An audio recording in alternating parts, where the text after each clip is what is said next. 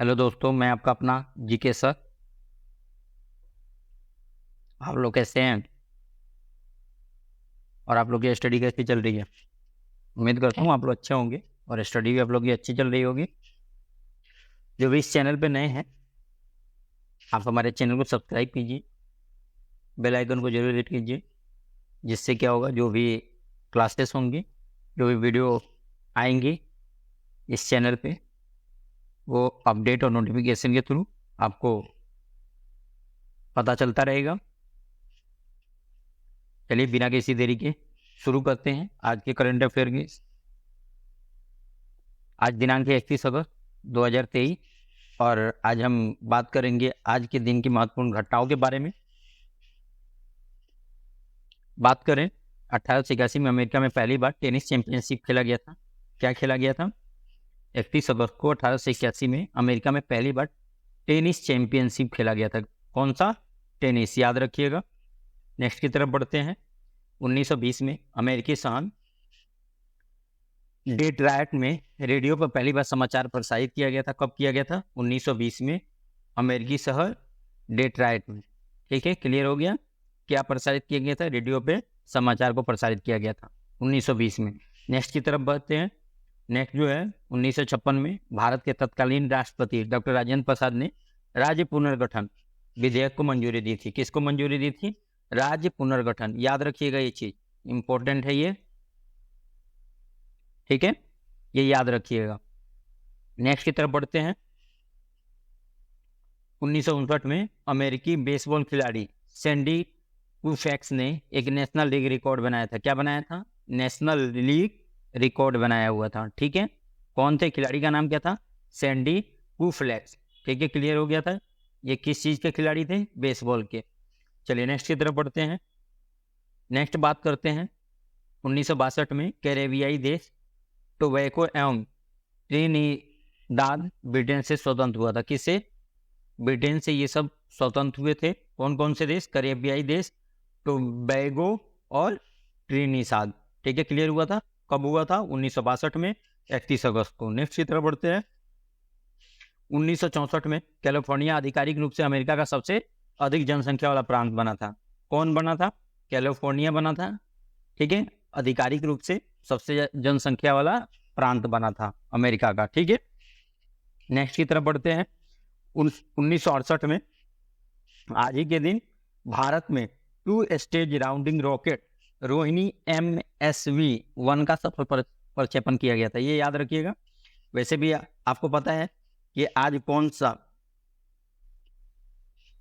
कल, अभी उसके बारे में डेली करंट अफेयर और न्यूज में आ रहा है उस चीज के बारे में। इसरो क्या लॉन्च करने वाला है? आपको पिछली क्लास में मैंने पढ़ाया भी था। ठीक है, हिंट आपको दे देता हूं, आप कमेंट सेक्शन में बताइएगा उसके बारे में। ठीक है, सूर्य के लिए है वो। ठीक है ना, इतना मैं आपको हिंट दे दिया। उसके लिए उन्होंने एक रॉकेट लॉन्च करने वाले हैं, कुछ प्रक्षेपण करने वाले हैं इसरो। उसके बारे में मैं डिटेल में आपको पढ़ाया हूँ। ठीक है, आप कमेंट सेक्शन में बताइएगा। ठीक है, क्लियर हो गया। 1968 में जो रॉकेट रोहिणी MSV का सफल परीक्षण किया था। ये इंपॉर्टेंट है बहुत ज्यादा। ठीक है, इसको BVI में रखिएगा क्योंकि अभी इसरो से रिलेटेड ये सारी चीजें चल रही हैं। चलिए नेक्स्ट की तरफ बढ़ते हैं। 1983 में भारत के उपग्रह INSAT-1B को अमेरिका के अंतरिक्ष शटल चैलेंजर से प्रसारित किया गया था। किससे प्रसारित किया गया था? चैलेंजर से। ठीक है, अंतरिक्ष शटल चैलेंजर से। ठीक है, उपग्रह का क्या नाम था? INSAT-1B। ठीक है, क्लियर हुआ। 1983 में 31 अगस्त को। नेक्स्ट की तरफ बढ़ते हैं। 1990 में पूर्वी और पश्चिमी जर्मनी ने राजनीतिक और कानूनी व्यवस्था को तालमेल के लिए एक संधि पर हस्ताक्षर किया था। कौन कौन से देश? पूर्वी और पश्चिमी जर्मनी ने जो थे वो आपस में कानूनी और राजनीतिक जो भी तालमेल है उस पर अच्छी व्यवस्था हो और अच्छे कार्य चले, उसके लिए कार्यकाल चले, उसके लिए उन्होंने तालमेल के लिए उस चीज पे हस्ताक्षर किया था। कब किया था? 31 अगस्त 1990 को। नेक्स्ट की तरफ बढ़ते हैं। 1995 में पहली बार एमनेस्टी इंटरनेशनल ने चीन में मानवाधिकार पर आपत्ति दर्ज कराया था। किसमें? चीन में मानवाधिकार पर। ठीक है, आपको पता ही है मानवाधिकार पर क्या होता है क्या नहीं होता है। तो एमनेस्टी इंटरनेशनल पे, एमनेस्टी जो इंटरनेशनल है उसने मानवाधिकार पे आपत्ति दर्ज कराई थी चीन को। नेक्स्ट की तरफ बढ़ते हैं। 1996 में ब्रिटेन की लेबर पार्टी ने भारत की तर्ज पर CTBT के उस प्रावधान का विरोध किया जिसमें निरस्त्रीकरण सम्मेलन के उद्देश्य से देशों को संधि पर हस्ताक्षर करना आवश्यक है। क्लियर हो गया? क्लियर हो गया ये चीज। नेक्स्ट की तरफ बढ़ते हैं। 1997 में आज ही के दिन ब्रिटेन की राजकुमारी और राजकुमार जो चार्ल्स थे, उनकी पूर्व पत्नी डायना की पेरिस में कार दुर्घटना में मृत्यु हो गई थी। ठीक है, क्या हो गई थी? मृत्यु हो गई थी डायना की 1997 में। क्लियर हुआ? नेक्स्ट की तरफ बढ़ते हैं।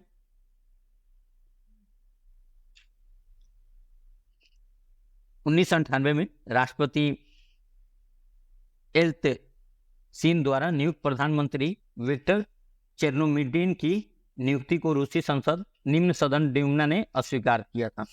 क्लियर हो गया आप लोगों को? नेक्स्ट की तरफ बढ़ते हैं। 1998 में उत्तरी कोरिया ने जापान पर बैलिस्टिक मिसाइल दागा था। क्लियर हुआ? क्या दागा था? बैलिस्टिक मिसाइल को उन्होंने दागा था।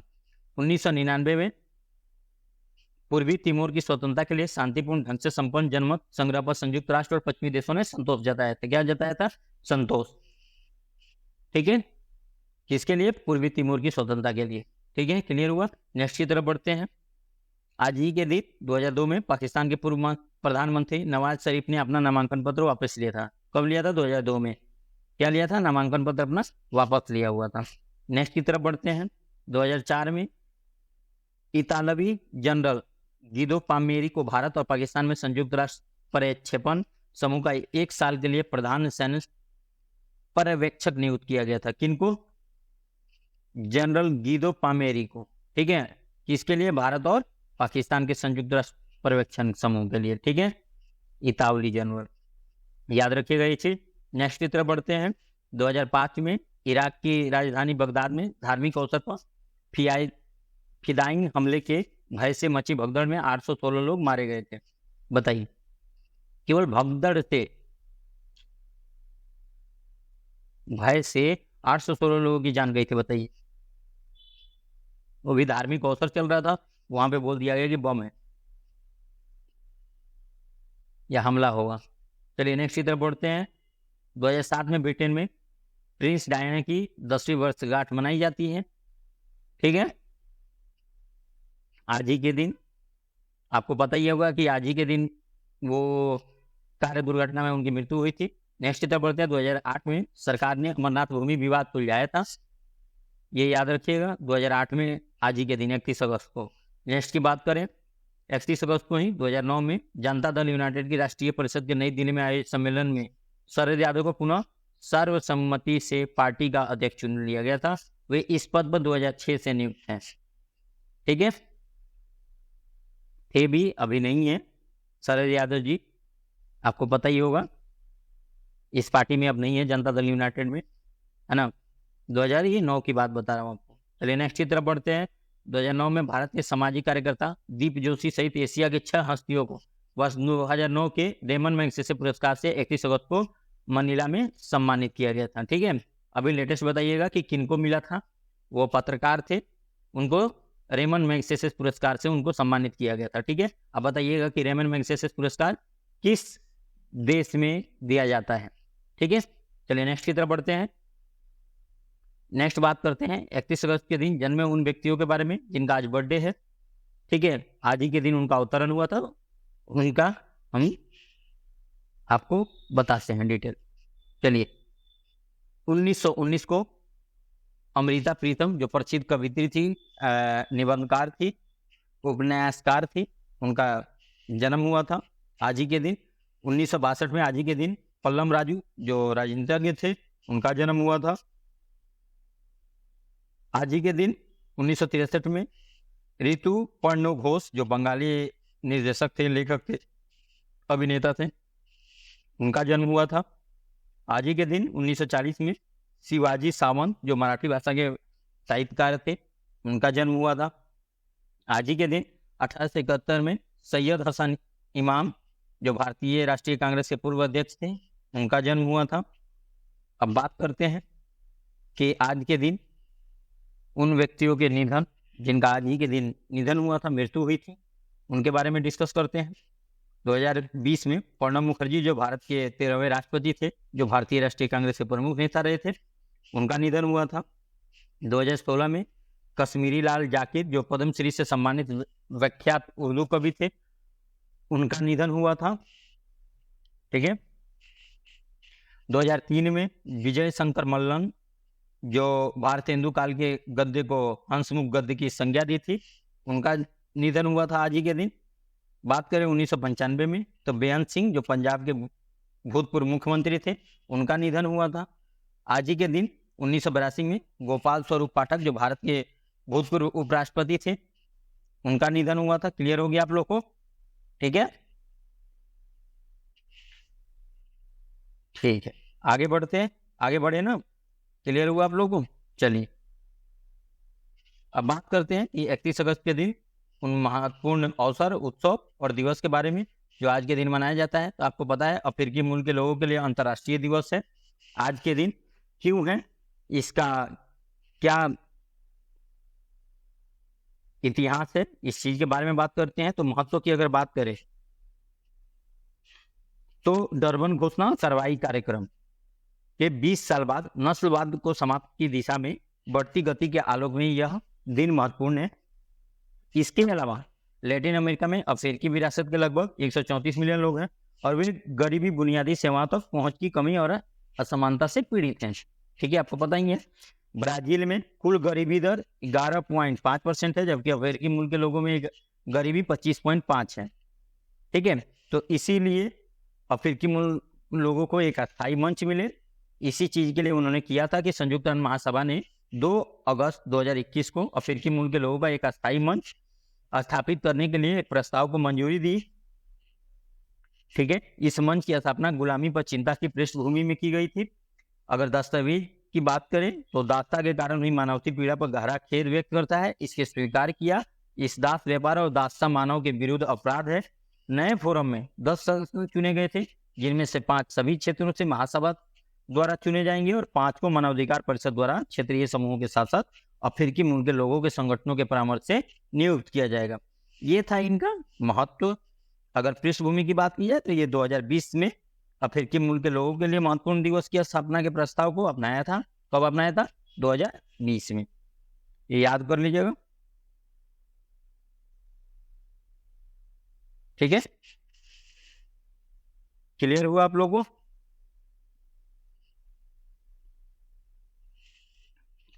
क्लियर हो गया?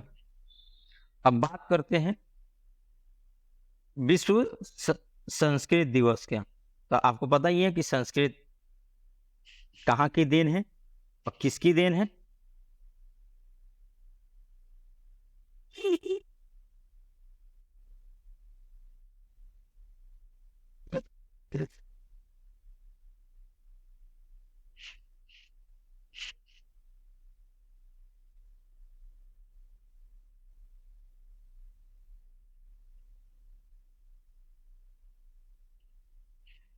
आपको पता ही है कि विश्व संस्कृत दिवस जो है भारतवर्ष में प्रत्येक वर्ष ये 31 अगस्त को मनाया जाता है। इसको श्रावणी पूर्णिमा या गुरु पूर्णिमा के रूप में भी जाना जाता है। ठीक है, और शुरुआत जो हुई थी इसकी 1969 से हुई थी और संपूर्ण भारत में संस्कृत दिवस श्रावण पूर्णिमा के दिन मनाया जाता है। इस दिन को इसलिए चुना गया क्योंकि इसी दिन प्राचीन भारत में शिक्षण सत्र शुरू होता है। इसी दिन वेद पाठ का आरंभ होता है। ठीक है, संस्कृत का झंडा दिन प्रतिदिन बुलंद हो रहा है। देश विदेश में समय समय पर तमाम शोधों में स्पष्ट किया कि संस्कृत के जो लोग हैं। अब बात करें इसकी संस्कृत दिवस की, तो भारत में प्रतिवर्ष श्रावणी पूर्णिमा का दिन मनाया जाता है। श्रावणी पूर्णिमा अर्थात रक्षाबंधन ऋषियों के स्मरण तथा पूजा और स्मरण का पर्व माना जाता है। ऋषि ही संस्कृत साहित्य के आदि स्रोत हैं, इसलिए श्रावणी पूर्णिमा को ऋषि पर्व और संस्कृत दिवस के रूप में भी मनाया जाता है। इसको ऋषि पर्व भी कहते हैं। ठीक है, संस्कृत दिवस को ही ऋषि पर्व भी कहते हैं। ठीक है, और जिला स्तर पर संयुक्त दिवस आयोजित की जाती है। इन अवसर पर संयुक्त संस्कृत कवि सम्मेलन होते हैं, लेखक होती है, गोष्ठी होती है, छात्रों को भाषण, श्लोक उच्चारण प्रतियोगिता इत्यादि होते हैं। इससे क्या होता है कि संस्कृत के विद्यार्थी कवियों उचितों को मंच प्राप्त होता है। इसकी जो शुरुआत हुई थी 1969 में भारत सरकार के शिक्षा मंत्रालय के आदेश से केंद्रीय तथा राज्य स्तर पर संस्कृत दिवस मनाने का निर्देश जारी किया गया था। तब से संपूर्ण भारत में संस्कृत दिवस श्रावणी पूर्णिमा के दिन मनाया जाता है। क्लियर हो गया? अब इस पे अगर बात किया जाए तो बहुत बहुत लंबी कहानी है। इस पे मैं एक अलग से क्लास लेके आऊंगा विश्व संस्कृति दिवस के बारे में, और आपको डिटेल में समझाऊंगा इसको। ठीक है, अब बात करते हैं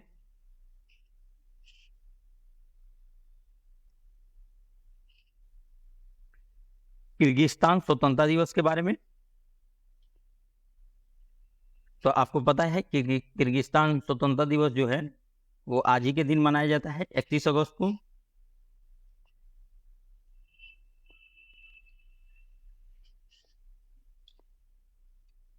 और ये दृष्टिकोण पहचान कोई राष्ट्रपूर्ण नहीं होता है, ऐसा बनाना पड़ता है। और इन लोगों के लिए आज जश्न मनाना, खुशी मनाना, एकजुट होना, ये सब स्वतंत्रता दिवस की शुभकामनाएं हैं। इनको गर्व होता है।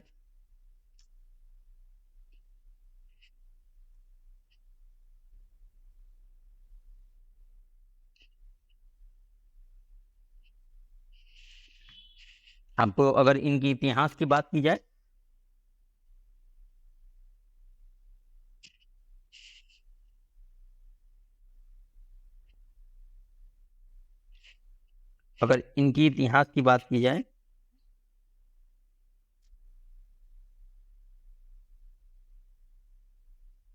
तो सोवियत सत्ता से शुरू में इस क्षेत्र में 1918 में स्थापित हुई थी। ठीक है, और इसकी स्थापना जो की थी, और 1924 में रूसी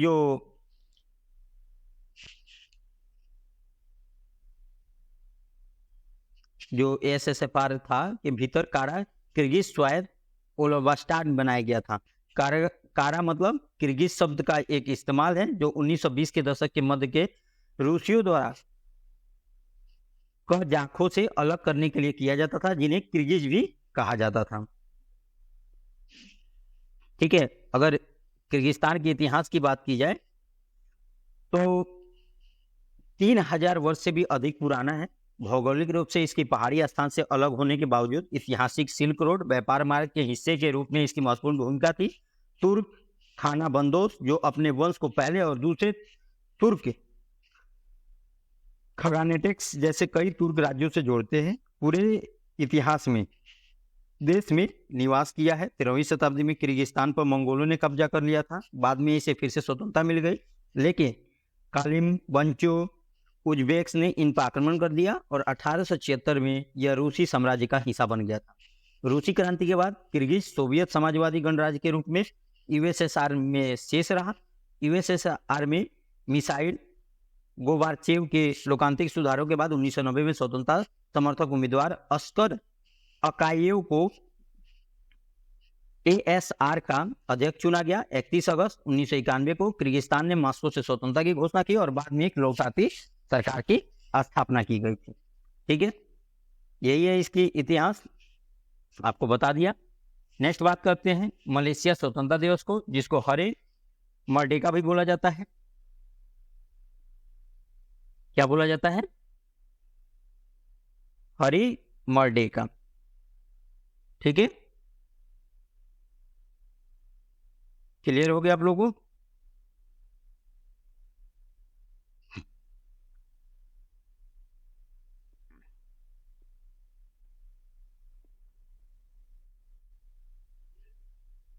कमेंट सेक्शन में बताइए कि मलेशिया जो था वो कब स्वतंत्र हुआ था।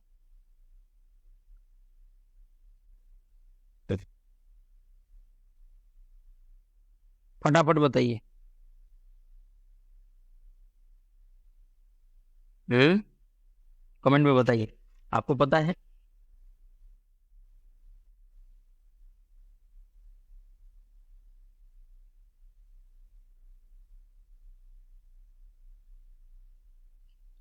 और मलेशिया की जो इंडिपेंडेंस डे है हर साल ये 31 अगस्त 1957 की मलाया स्वतंत्रता घोषणा की याद दिलाता है और इसे मलेशिया के संविधान के अनुच्छेद 160 में परिभाषित भी किया गया है। यह दिन पूरे देश में आधिकारिक और अनौपचारिक समारोह द्वारा मनाया जाता है। हर देश अपने स्वतंत्रता दिवस के दिन जश्न मनाते हैं, छुट्टियां होती हैं, है ना, और एक दूसरे से मिलते हैं, रंगारंग कार्यक्रम करते हैं, है ना, प्रोत्साहित करते हैं। अब कुछ बात करते हैं इसकी कि कुछ विवाद का कारण था। इसके बजाय 16 सितंबर मलेशिया दिवस, जो हरी मलेशिया मनाने को प्राथमिकता देने का आह्वान किया गया। मलेशिया दिवस 1963 में मलेशिया के गठन की याद दिलाता है, जबकि उत्तरी बर्नियो, सारावाक, सिंगापुर और मलाया के 4 इलाकों ने मिलकर मलेशिया का गठन किया था। कुछ विशेष रूप से पूर्वी मलेशिया के लोगों का तर्क है कि 31 अगस्त 1957 को मलेशिया के राष्ट्रीय दिवस के रूप में मनाना अतार्किक है, जबकि मलेशिया की स्थापना 1963 में हुई थी। कब हुई थी? 1963 में हुई थी। हरी मर्डेका के समर्थन का तर्क है कि मलेशियाई संविधान के अनुच्छेद 160 में परिभाषित फेडरेशन ऑफ मलाया, जिसे 1957 में स्थापित किया गया। क्लियर हो गया? चलिए इतना ही, फिर मिलते हैं नेक्स्ट वीडियो में। तब तक के लिए धन्यवाद। राम राम।